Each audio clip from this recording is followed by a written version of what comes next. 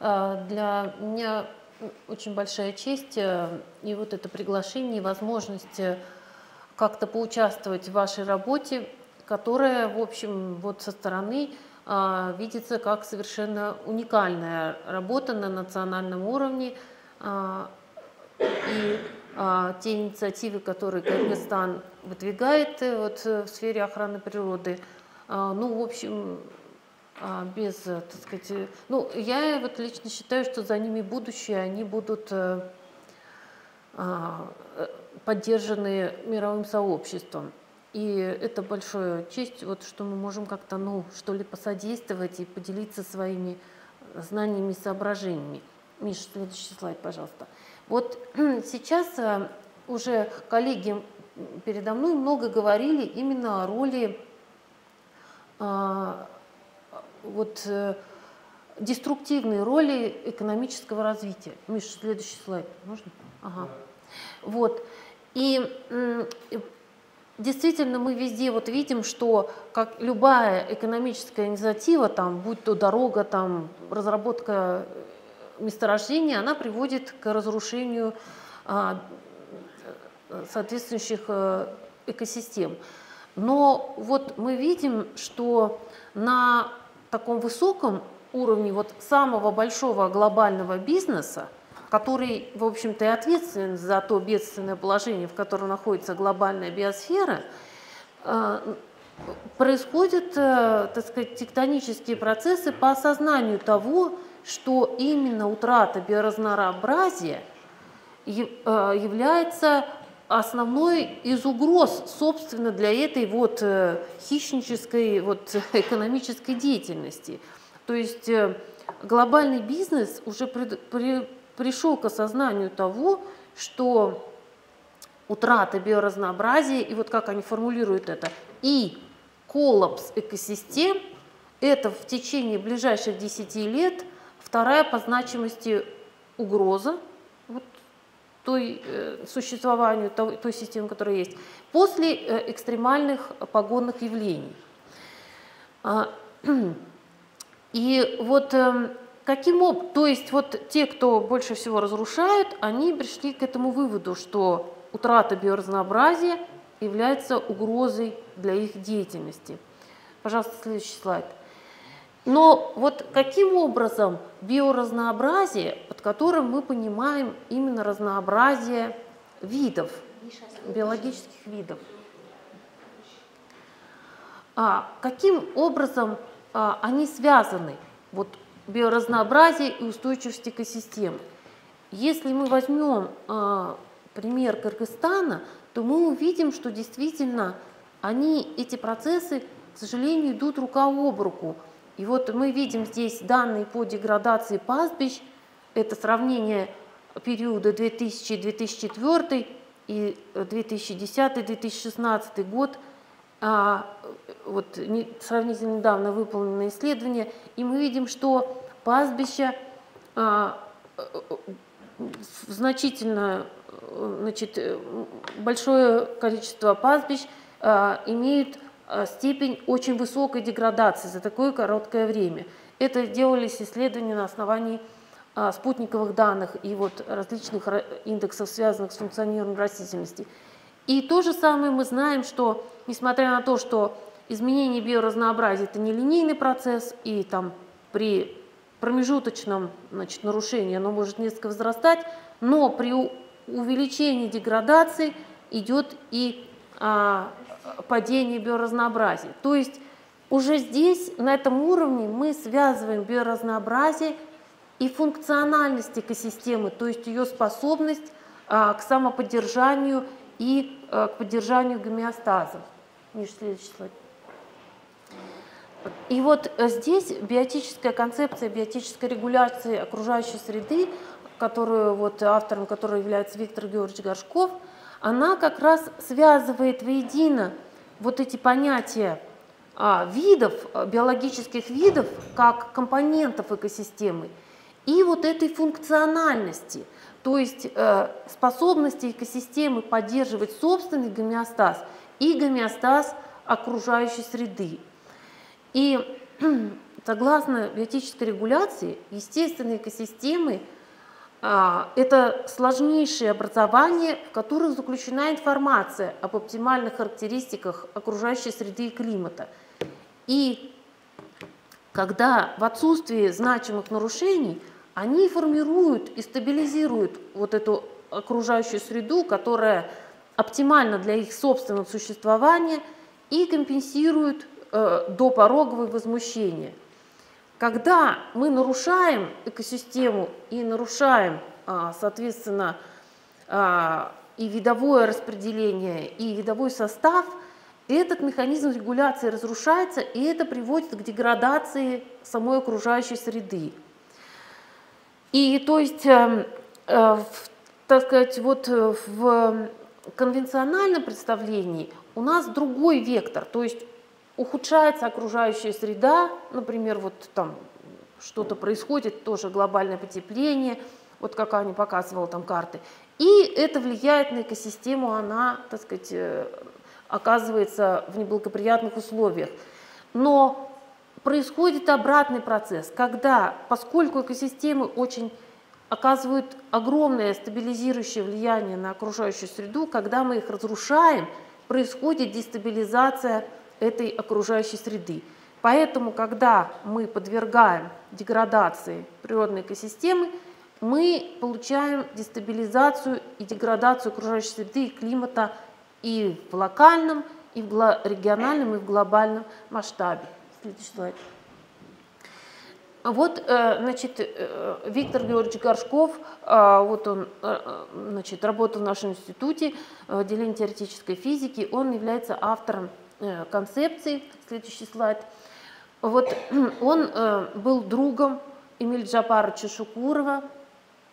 Может, следующий слайд. Вот это они вместе на Иссык-Куле в 2004 году.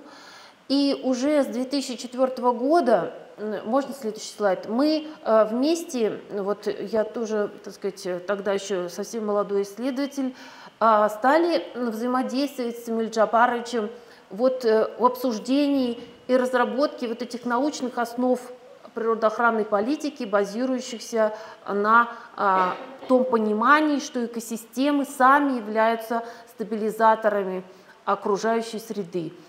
Следующий слайд.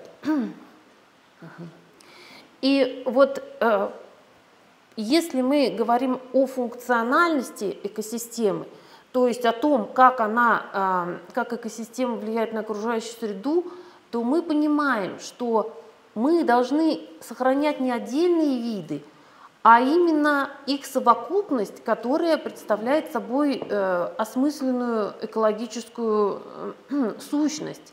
То есть и в этом смысле отдельные биологические виды можно сравнить с отдельными деталями сложного механизма. Они могут работать в составе этого механизма, да, следующий слайд можно, но не имеют смысла по отдельности. То есть вот что, как наглядно это можно представить. Вот, допустим, у нас есть автомобиль, который собран из определенного количества деталей, и он может ехать, перевозить груз и выполнять полезную для человека работу. Но если мы разберем его на детали и будем вот сохранять в каком-то, допустим, музее промышленности вот эти детали, причем мы не будем знать, собственно, а как работает этот механизм в целом. Например, сколько у него колес. Вот у него 2 колеса, 4, 15. Вот сколько мы их должны сохранить, так сказать, этих колес, или кресел, или там каких-то там рулей, например. И мы не будем представлять, что это такое. И то же самое, когда мы фокусируемся на отдельных видах, мы теряем вот эту, как бы из виду тот факт, что они не имеют, виды не существуют отдельно от экосистемы, и не имеют отдельно ни будущего, так сказать, ни прошлого. Они именно осмыслены в рамках этой экосистемы, и только в рамках экосистемы они имеют шанс на сохранение и на вот это как бы бессмертия, то есть существования в течение многих миллионов лет, которые являются характерными для вот естественных видов. Следующий слайд, пожалуйста.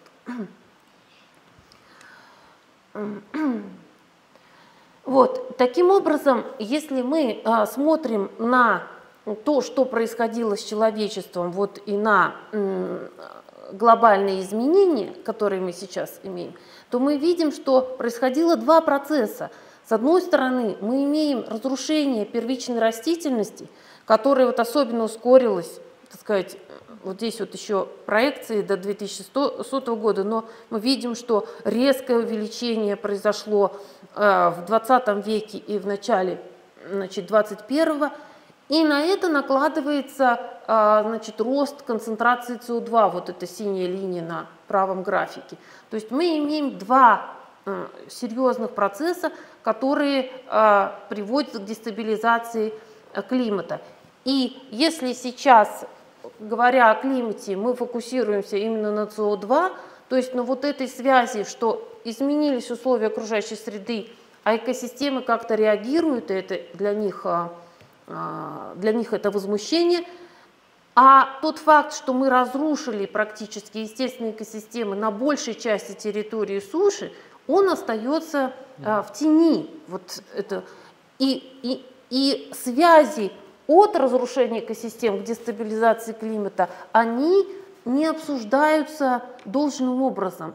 Хотя сейчас мы вот, как если возвращаясь к первому слайду, люди, занимающиеся бизнесом, то есть это такие вот, ну, так сказать, ну, дельцы, так сказать, и прагматики, они сами уже пришли к понятию коллапса, функционального коллапса.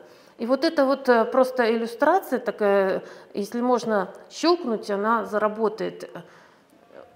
Не заработала, да. Вот тут есть, вот тут есть стрелочка, да, да.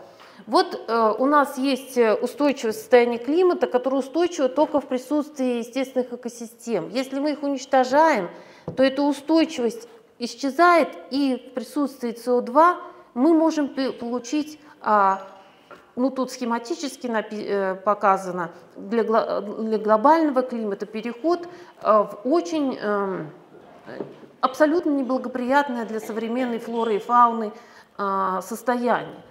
То есть вот эта яма устойчивости, вот это тут схематически изображена так называемая функция Липунова, вот она показывает устойчивость климата, она зависит от того, сколько естественных экосистем мы смогли сохранить. И сейчас, когда эта ямка становится все мельче и мельче, а воздействие СО2 и других факторов увеличивается, мы видим вот эту дестабилизацию климата.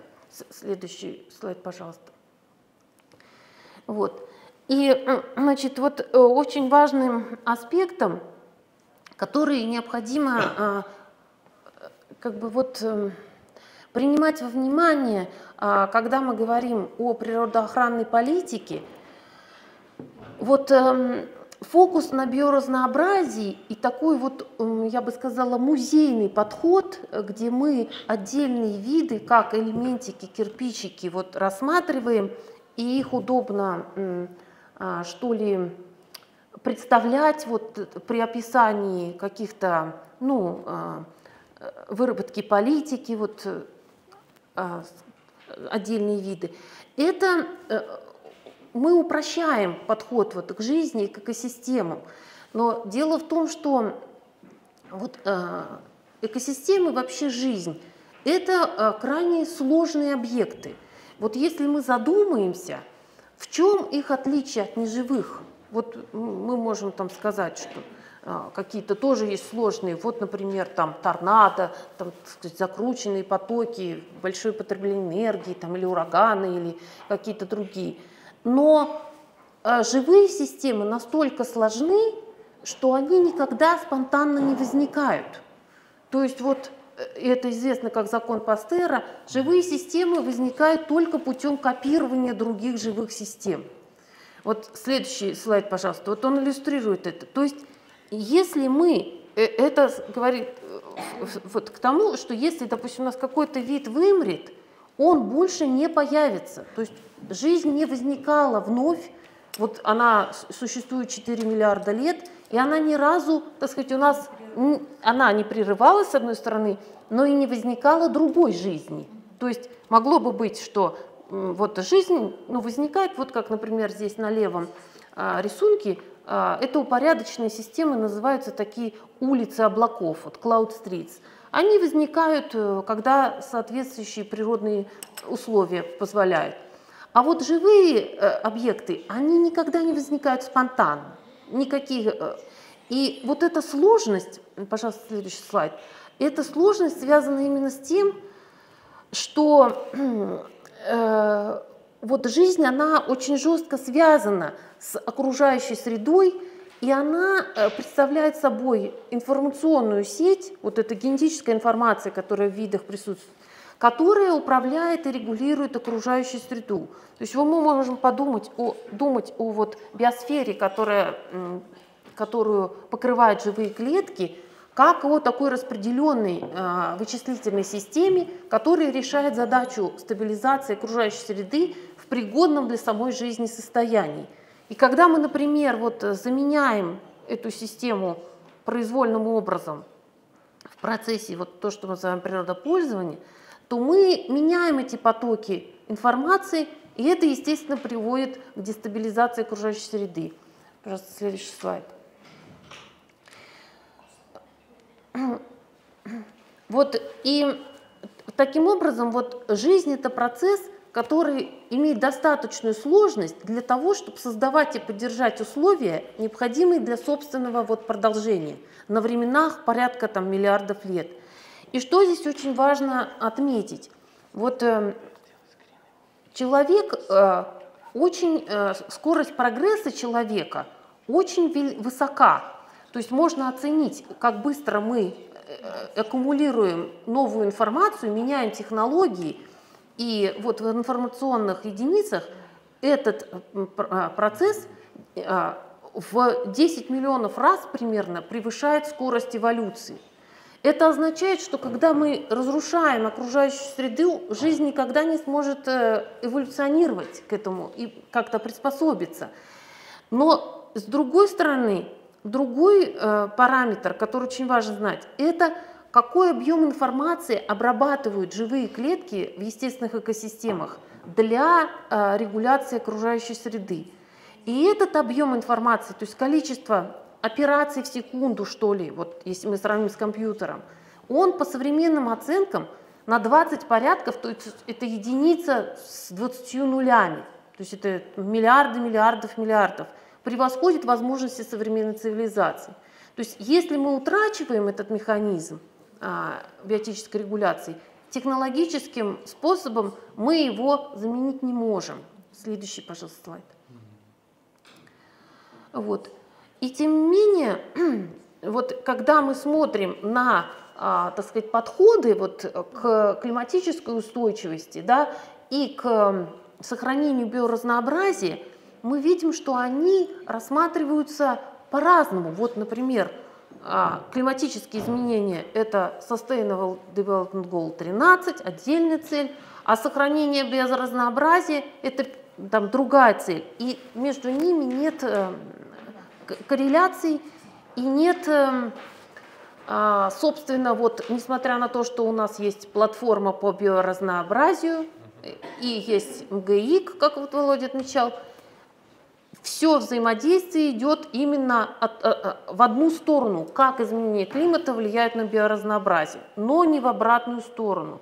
То есть мы теряем вот эту обратную связь, которую, следующий слайд, пожалуйста, которую осуществляет биота. И вот теперь я хотела бы конкретно просто остановиться, чтобы оставаться во временных рамках, которые вот доклада, на биотической регуляции круговорота воды, который очень важен для Кыргызстана. Вот. И вот каким образом, значит, экосистемы, это очень важно и для горных экосистем, каким образом вот осуществляется биотическая регуляция круговорота воды, и это тоже относится и к поддержанию ледников. Вот если мы смотрим на, скажем, лесную экосистему, то вот при транспирации, при фотосинтезе на каждую молекулу СО2 выделяется очень большое количество воды из устиц, значит, листьев. Следующий слайд, пожалуйста. И это приводит к увлажнению атмосферы. Это не просто локальный какой-то процесс, но по вот современным оценкам, это еще впервые эти оценки сделал Вернадский, значит, в первой половине, в начале даже 20 века, но затем они были вот в последнее время подтверждены уже более подробными спутниковыми данными. Транспирация растений отвечает за большую часть испарения на суше. То есть это очень мощный процесс, на который тратится большая часть солнечной энергии. Вот этот процесс, он увлажняет атмосферу, и при подъеме этого влажного воздуха происходит конденсация водяного пара в атмосфере. Следующий слайд, пожалуйста. Соответственно, сконденсирующаяся влага выпадает дождем. Следующий слайд. Вот. И лес, как губка, при наличии почвенного покрова впитывает эту влагу, которая является, значит, является хранителем влаги. Но эта губка, она протекает, поскольку суша расположена над океаном, у нас есть гравитационный сток, у нас все время наземная экосистема постоянно теряет воду. Вот это очень важно, под действием гравитации. Следующий слайд. И поэтому, значит, вот на самом деле это компенсируется все время притоком влажного воздуха с океана. И вот этот приток влажного воздуха с океана, он, значит, инициируется как раз вот процессом конденсации, который происходит над лесом. То есть если мы упрощаем вот этот процесс, который, конечно, имеет региональные свои особенности, то при конденсации влаги происходит падение давления и происходит, можно так сказать, подсос вот влажного воздуха с окружающих, значит, прилегающих к океану областей. А на океане, соответственно, всегда есть влажный воздух, потому что это бесконечный источник воды, где происходит испарение за счет поглощения солнечной энергии. И таким образом, можно следующий слайд, у нас получается, что леса, можно следующий слайд, являются как, что ли, зелеными океанами на суше. И вот если мы посмотрим, как распределяются осадки на облесенных территориях, вот это зеленые, самые большие лесные массивы, и обезлесенных территориях, то мы увидим, что в обезлесенных территориях осадки падают очень резко вглубь суши, экспоненциально, а в территориях с естественными лесами осадки остаются постоянными на протяжении тысяч километров. Следующий слайд, пожалуйста. И вот конкретный пример – это бореальный лесной пояс, то есть вот это 60 градус широты. Вот если мы видим вот это, значит, лето, и мы видим, что на всей 7000 километров мы видим примерно равномерное распределение осадков. А когда лесная экосистема перестает функционировать, мы видим, что осадков становится мало, и они концентрируются над океаном. То есть когда лес спит, он не работает, физиологически не активен, у нас нет транспорта влаги с океана. Когда он активен, осадки над океаном падают, и лес затягивает их на сушу. И это вот так действует евразийский лесной пояс. Это огромные масштабы, то есть я еще раз, это несколько тысяч километров. И это, конечно, оказывает влияние на климат, пожалуйста, следующий слайд, во всем евразийском континенте. Вот это тоже, значит, смотрите, а вот если мы смотрим на вот этот нижний правый график, это Австралия, которая до прибытия человека туда имела была, в общем, покрыта растительностью. Сейчас как бы и во влажный, и в сухой сезон вот эта красная линия показывает, что распространение влаги вглубь континента не происходит. То есть когда мы лишаем сушу растительного покрова, она оказывается запертой для транспорта влаги и для дождей, и для, соответственно, ну и не будут питаться реки. Следующий слайд, пожалуйста. Вот и здесь вот мы видим, если мы фокусируемся на Евразии, мы видим, что вот этот лесной пояс, вот зеленый он, значит, евразийский, это действительно очень масштабное образование, которое служит как источником влаги, как океан на суше, и, соответственно, близлежащие регионы, включая Центральную Азию, они тоже как бы являются бенефициарами вот этого существования, этого влажного зеленого океана.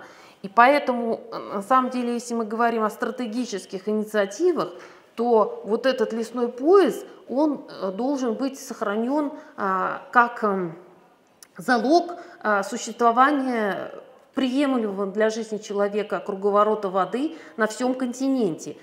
И, скажем, вот если сейчас мы вот от китайских коллег знаем, что в Китае очень жесткая политика, то есть, которая направлена против того, чтобы рубить у себя там, то есть там жестко они восстанавливают, в то же время происходят очень обширные рубки естественных лесов России, и это нарушает вот это естественное течение влаги и приводит к дестабилизации круговорота воды на континенте, да, потому что атмосферные процессы очень связаны, и то, что происходит в одном регионе, потом, значит, оно как бы проявляется в другом. Можно следующий слайд, пожалуйста. Вот этот слайд показывает направление движения, значит, влаги. Сразу можно следующий, там более подробно. Что, значит, и вот здесь вот тоже это очень известное исследование, которое показывает, насколько вот различные регионы, насколько в них влага пришла, переиспарившись где-то в другом месте. И мы видим, что, если мы посмотрим аккуратно, что в Центральной Азии около половины дождевой влаги уже где-то переиспарилась. То есть, а главным источником испарения является, естественно, вот этот лесной пояс. И то есть мы понимаем, что значительная часть влаги приходит из, как сказать, вот из этого, из леса. И вот здесь мы, как бы, это мост вот от локального влияния лесного покрова на круговорот воды, о котором Андрей сейчас более подробно скажет, к глобальным процессам, которые затрагивают нас всех, вот всех, кто живет, по крайней мере, вот, ну и даже и тропической Евразии, хотя у них другое немного источники влаги. И это наше общее, как бы, ну, наше наследие, которое нам надо сохранять. Следующий, пожалуйста, слайд.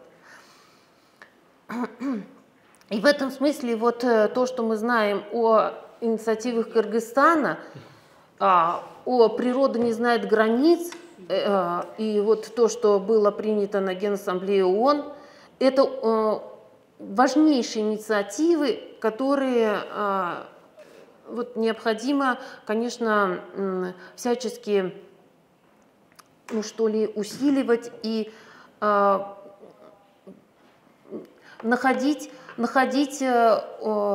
поддержку. Вот, то есть нужно их продвигать любыми силами, и это уникальные инициативы, которые, вот как я начинала и этим закончу, за которыми, безусловно, будущее. То есть нам необходимо объединяться ради того, чтобы сохранять естественные экосистемы в большом масштабе, не как музей, так сказать, видов для будущих поколений, а как рабочую систему, которая обеспечивает наше будущее, настоящее и вообще нормальная возможность нормального существования. Вот, спасибо большое.